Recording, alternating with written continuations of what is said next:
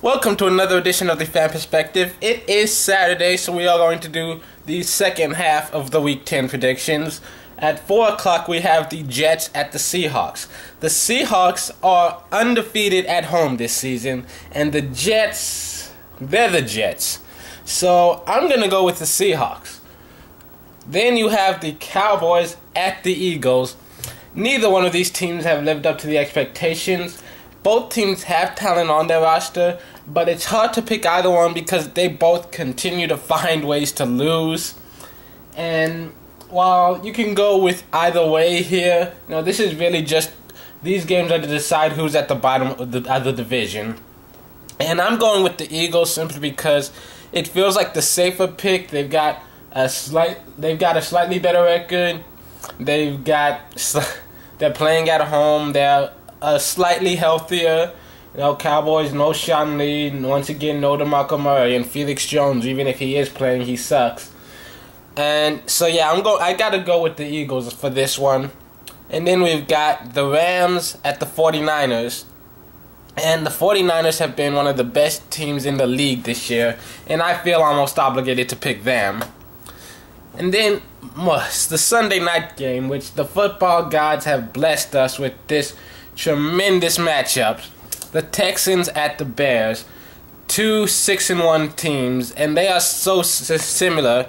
And I'm going with the Bears for 4 reasons.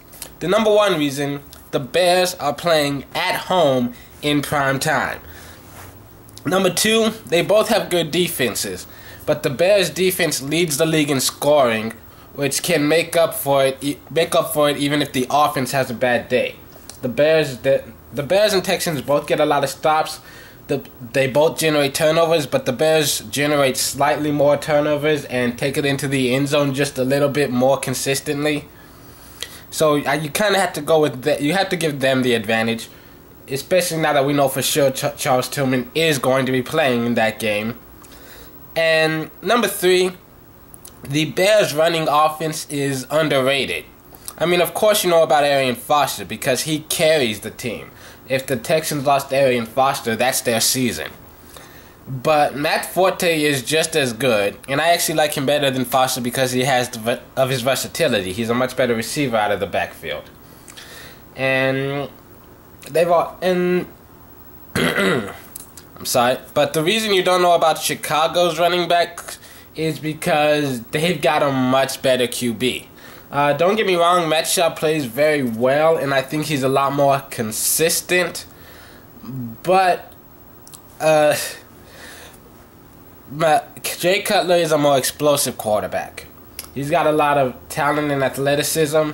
He can do so much more for his team when they're struggling. And while it's hard to trust Jay Cutler, I trust Mat Schaub more as a quarterback and as a decision maker. When Jay is on, he is one of the best in the league. And I just trust the Chicago offense so much more to come back from a deficit if they do somehow happen to find themselves behind, because they can score. Their offense has more scoring threats. Jay Cutler going deep to Brandon Marshall, that's always a huge threat.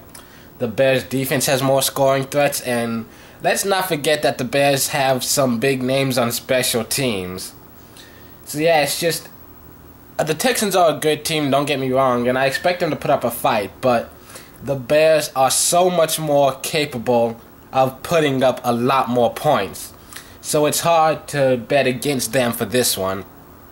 And on the Monday night game, we have the Chiefs at the Steelers. I'm not even going to bother explaining why the Steelers will win. If you actually have any questions about why the Steelers will win, there's something wrong with you, honestly. That's it. This has been the Fan Perspective. Tune in tomorrow for fantasy football. I am your host, Nathan Lyle. Happy Saturday.